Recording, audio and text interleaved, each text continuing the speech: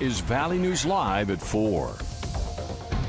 We start with breaking news this afternoon. The Pembina County Sheriff's Office has canceled a silver alert issued last night to help find a teen with autism.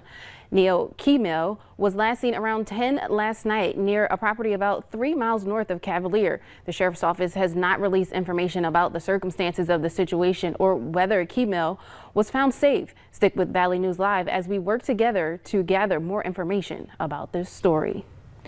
New for you at 4. A man who is accused of assaulting his 11-year-old neighbor pled not guilty in Cass County today. Larry Baldner is charged with felony aggravated assault, preventing arrest, and simple assault. Officers were called to the 2700 block of 33.5 Avenue South on the evening of September 21st for a report of a man who assaulted and choked an 11-year-old girl. According to law enforcement, the victim said she was playing basketball with 4 boys in the duplex next to Baldner's home. The girl also told officers Baldner was yelling at the kids to get off the property and calling out racial slurs. Earlier this week, the Fargo Police Department released their Q3 hate crime report, which stated the FBI and U.S. Attorney's Office are reviewing this case for prosecution under federal hate crime statutes. All right, it's Friday. Nathan is here now with what to expect for your weather this weekend. Nathan. Yeah, thanks, Nishay. Happy Friday, everybody. Hey, we made it to the end of the week. Cool one, but it was quiet for pretty much everybody here. A live look, our Luther Family Ford Skycam shows traffic moving along nicely there on I-29 and 32nd Avenue with just those clouds that we're contending with here this afternoon. Now, here's how things look. This was this morning's low temperatures that we woke up to this morning. Look at some of these spots up toward the north, especially 19 that morning low in Halleck, 19 also that morning low in Bemidji. Then we saw pretty much everybody else in those 20s with a few warm spots right there in Jamestown, Valley City, both around 30 degrees, 32 in Gwinnett that morning low, and then 29 in Fargo to wake up this morning, 21 in Grand Forks. We have warmed up a little bit here, seeing now some 40s there. But if you have Friday night football plans or other Friday night festivities, want to bundle up, because I'm expecting once the sun sets, in the shade, temperatures to drop right off the table. So of course we'll talk about how cold things get tonight and look ahead to a chance of some weekend showers in a few minutes. Well, football isn't, the cold weather isn't going to keep people from looking at football. So. I don't think it will. All right, thanks so much, Nathan. Yeah. A technical glitch impacted some 700 flights across the country overnight, including several in North Dakota. 2 flights out of Fargo were canceled so far. 5 flights across 3 airlines scheduled to operate through Bismarck Airport were also canceled. According to a statement from Delta Airlines, a technical issue affected flights operated by Delta connection partner SkyWest. Hector International officials say today there had been a few delays.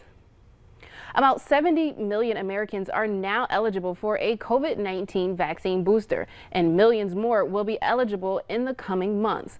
As Deborah Alfarone reports, federal regulators say their next consideration is vaccines for younger children. Drugstores say they are ready to administer Moderna and Johnson & Johnson boosters. Federal regulators had previously approved Pfizer's extra dose. All 3 COVID-19 vaccines authorized in the United States are extraordinarily safe, and they are highly effective in reducing the risk of severe disease, hospitalization, and death. Johnson & Johnson recipients 18 and older can get a second dose 2 months after their first shot. Moderna users who were fully vaccinated 6 months ago can also get a booster if they're 65 and older or at high risk of infection. And the CDC has now signed off on the mixing and matching of the vaccines. There may be some people who might prefer another vaccine over the one that they received, and the current CDC recommendations now make that possible. Federal regulators are now considering authorizing vaccines for kids ages 5 to 11. Ahead of an independent FDA advisory committee meeting next week, Pfizer has announced its COVID-19 vaccine is nearly 91% effective at preventing infections in school children. In anticipation of the green light from regulators, the Biden administration has purchased enough child-sized doses in special orange-capped vials to distinguish them from the adult dose, and each dose comes with a smaller needle. A new poll is talking about 2/3 of parents with kids between 5 and 11. They're having a wait-and-see attitude, or they're resisting it altogether. And so what is the White House doing to combat that vaccine hesitancy? What we're really focusing on is working with pediatricians. We know that the pediatricians are one of the most trusted sources of information for any parent. Once approved, shots for children could begin in early November, and some children could be fully protected by Christmas. Deborah Alfarone, CBS News, the White House.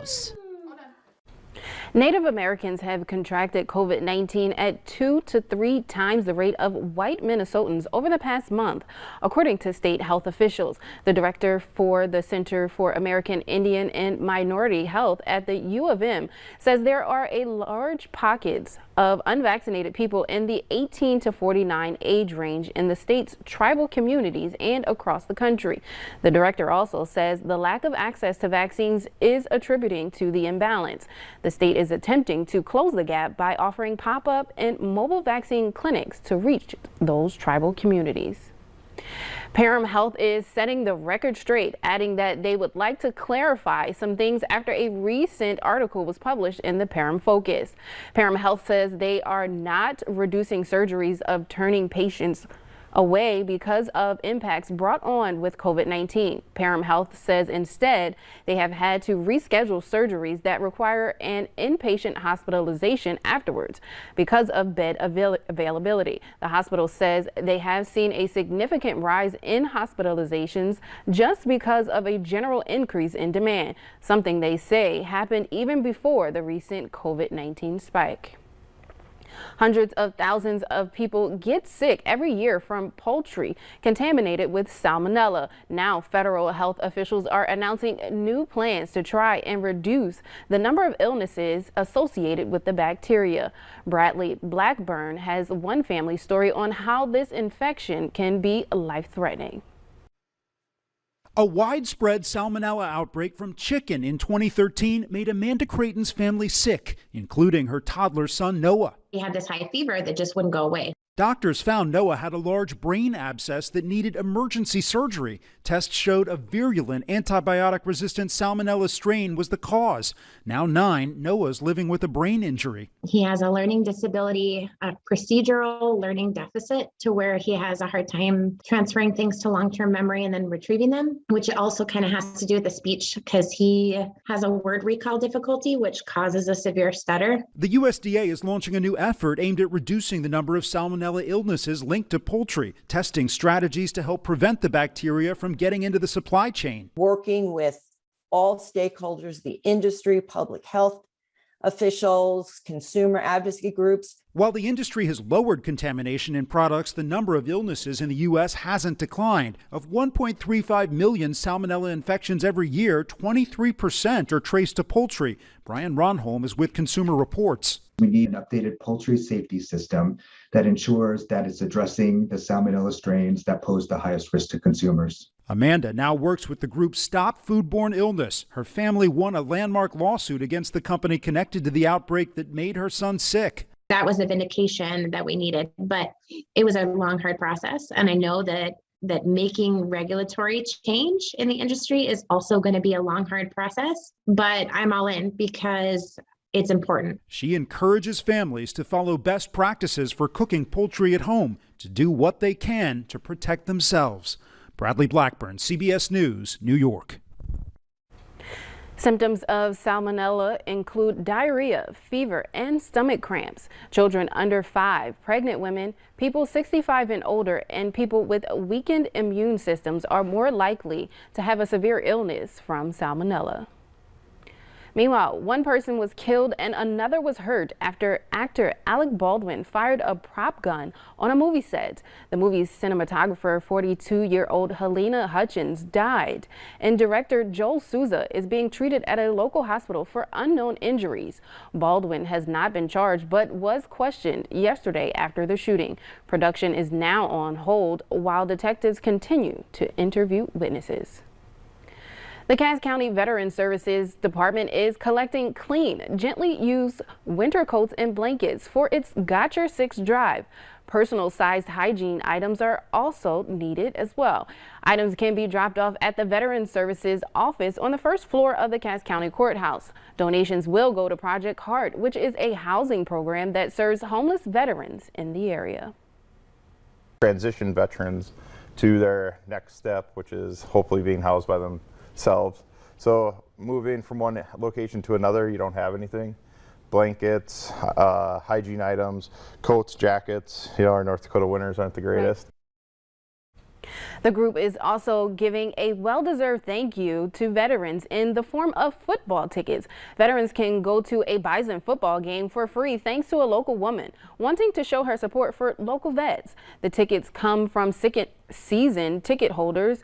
If they can't use them, they can donate them to this effort. People can do the ticket exchange or request tickets by calling Elena at 701-899-2578.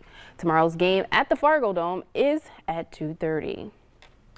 It's a Wonderful Night event is making a comeback this holiday season after taking a year off. Starting November 21st, you can shop some of the best holiday sales and enjoy a wide range of festivities while supporting local nonprofits. Tickets are $5 a person and can be purchased online, but kids under 6 are free. All proceeds from the ticket sales will benefit local charities. Still ahead, Halloween spending is expected to reach an all-time high. We'll have details later in the show. And for those Friday night football games, take a look at these temperatures. North wind around 5 miles per hour, but cooling into those middle 30s in Fargo by about 9 o'clock or so. And in Grand Forks, also expecting cool temperatures down near freezing by 10 o'clock. Now, of course, we'll talk about the rest of your weekend forecast next.